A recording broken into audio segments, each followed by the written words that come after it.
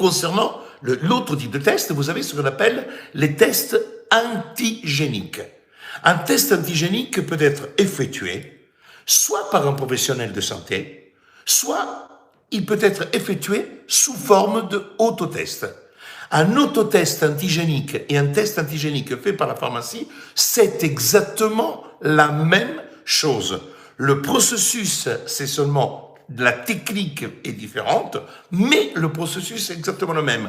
On va détecter, pas du tout par séquençage, on va détecter à travers de l'or colloïdal s'il y a la protéine N, qui est une protéine qui permet d'identifier que la personne est positive à la Covid-19, au SARS-CoV-2. Or, beaucoup de gens confondent tout.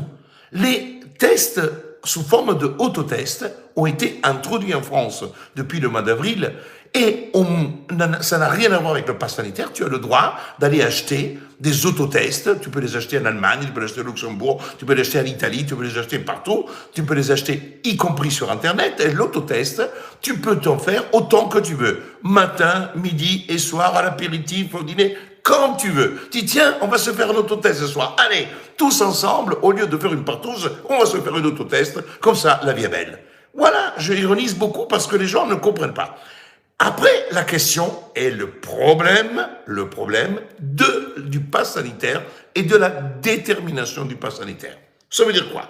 Ça veut dire que, avant le 14, le législateur a dit vaccination, RT-PCR et test antigénique fait à la pharmacie ou autotest contrôlé par un professionnel, et c'était le cas, c'était un autotest réalisé sous la supervision d'un des professionnels de santé.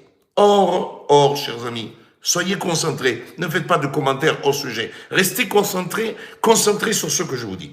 Or, qu'est-ce que nous avons fait? Au vu de cela, on a dit, le professionnel de santé introduit par le décret ne peut pas être introduit. Pourquoi? Parce que nous considérons que seulement le législateur peut déroger au secret médical.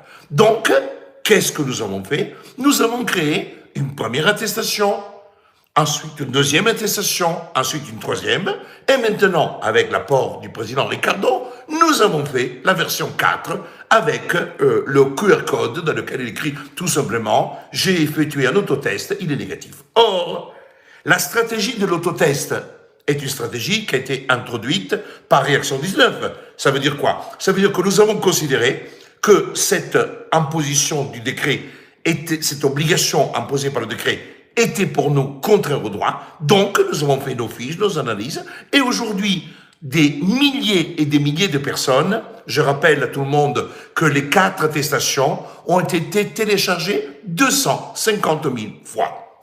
Or, le 14 octobre, un décret a été pris pour éliminer l'autotest supervisé par un professionnel de santé. Les gens n'ont rien compris. À partir du moment qu'ils suppriment l'autotest supervisé par le professionnel, ils n'ont pas supprimé les autotests. Parce que l'autotest, vous allez à la pharmacie, vous l'achetez. Et nous avons continué, et tous nos amis, tous les adhérents, et celles et ceux qui nous suivent, ont effectivement utilisé et continuent d'utiliser l'attestation.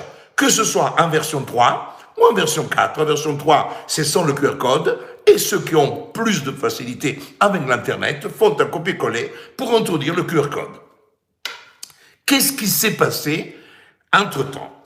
Le Conseil d'État a été saisi par un certain nombre de personnes, par des personnes privées, c'était le cas de M. Tom Manceau, de Mme Anne Zatinesti, ensuite il y a eu aussi l'association Bon Sens, il y a eu aussi une autre, Mme Katharina Mahou, etc. Ils ont fait plusieurs demandes qui ont été rejetées, mais il y en a une qui est fondamentale, et je vous en parle, a été la suspension du décret du 14 octobre. Je vous rappelle que le décret du 14 octobre avait dit stop au test fait par l'autotest réalisé sous la supervision, et donc c'était la grande panique. Qu'est-ce qui s'est passé? Il y a une décision, on appelle un arrêt du 29 octobre, qui a été rendu très important. Très, très important. Pourquoi? Parce qu'effectivement, le Conseil d'État a jugé, et je vais vous aider à la comprendre et je vais vous l'expliquer, mes amis. En ce qui concerne la demande de supervision de l'exécution du décret du 14 octobre 2021, par le décret du 14 octobre 2021, le Premier ministre a supprimé des tests de nature à justifier de l'absence de contamination par la COVID-19 mentionnée à l'article 2.2 du décret du 1er juin, prescrivant les mesures générales. En effet, ils ont décidé que les autotests réalisés sous la supervision d'un des professionnels de santé mentionnés à l'article 1er ne pouvaient plus être utilisés. Le Conseil d'État prend le premier argument qui a été soumis. En premier lieu, à l'appui de leurs conclusions tendant à ce que le juge des référés ordonne sous le fondement de l'article 521 du Code de justice administrative, c'est-à-dire la suspension du décret, l'association La Voix du Peuple et Madame Ponsard soutiennent, écoutez bien, que cette suppression n'est justifiée par aucune raison de santé publique et vise à rendre plus difficile et plus coûteux l'accès au test. Le ministre de la Santé se borne a indiqué que ce test n'avait été prévu qu'afin de prévenir des difficultés d'accès aux tests RT-PCR ou antigéniques lors de la mise en place du pass sanitaire, difficultés qui n'ont pas eu lieu et qui ne risquent plus de se produire. Toutefois, il n'invoque aucun motif tenant à l'efficacité de ce test, qui est un test antigénique. Écoutez bien, c'est ce que je répète depuis des mois. Un test antigénique identique à celui maintenu à l'article 2.2 pour dépister le virus ou à ses conditions. Il le dit lui-même, c'est un test identique. Ça veut dire que pour quelle raison je dois me priver, et je le répète, et j'ai utilisé cette identité pour dire quelle est la raison d'avoir un tiers présent, et moi je ne peux pas me le faire tout seul et certifier que je suis négatif. Donc vous voyez ce que veut dire raisonner en droit. Et là pour une fois, le Conseil d'État, qui ne sont pas que de juges vendus toujours, eh bien là ils sont même vendus, et effectivement ils ont compris qu'il fallait rendre enfin une décision de justice.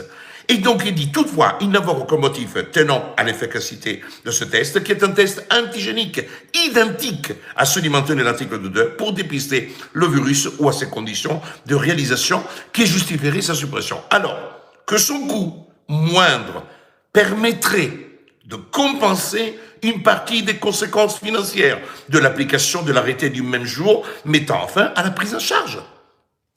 Dans ces conditions, le moyen tiré de ce que la suppression des tests réalisés sur la supervision de professionnels de santé, des tests dont le résultat négatif permet de justifier, est de nature à jeter un doute sérieux sur le décret du 14.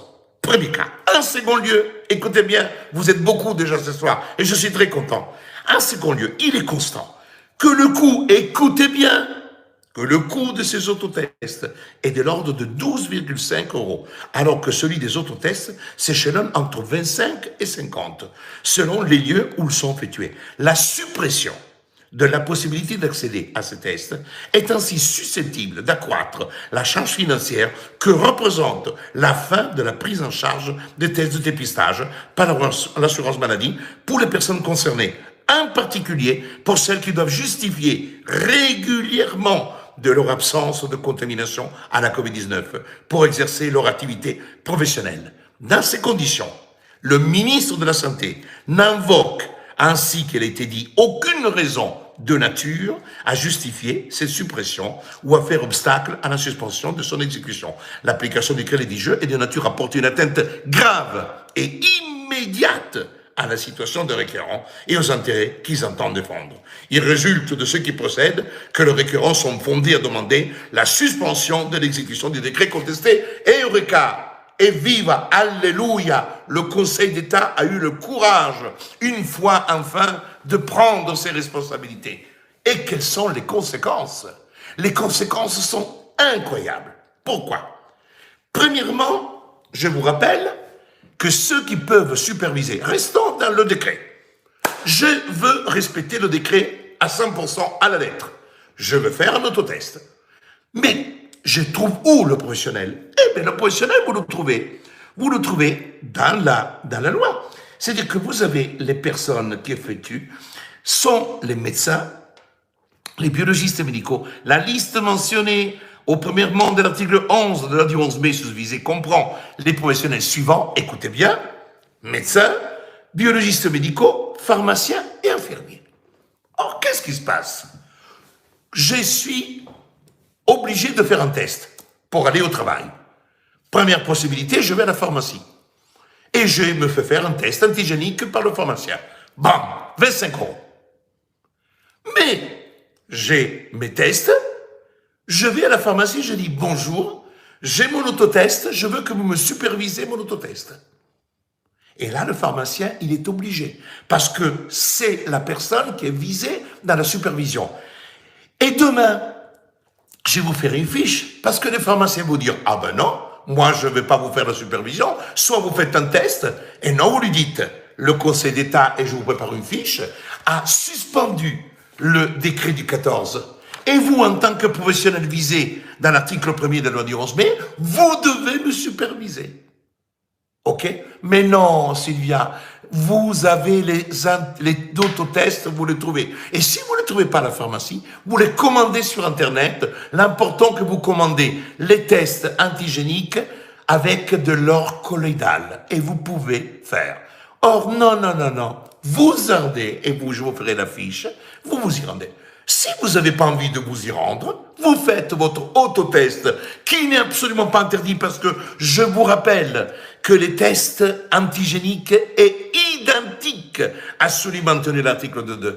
Il est identique, le dit le Conseil d'État lui-même, ce que je dis. Donc, je me fais mon autotest et je me déclare ma positivité ou ma négativité. Si je suis positif, je mets en œuvre toutes les mesures. Et si je suis négatif, je déclare que je suis. Et je me fais mon attestation V3 ou mon attestation V4, chers amis.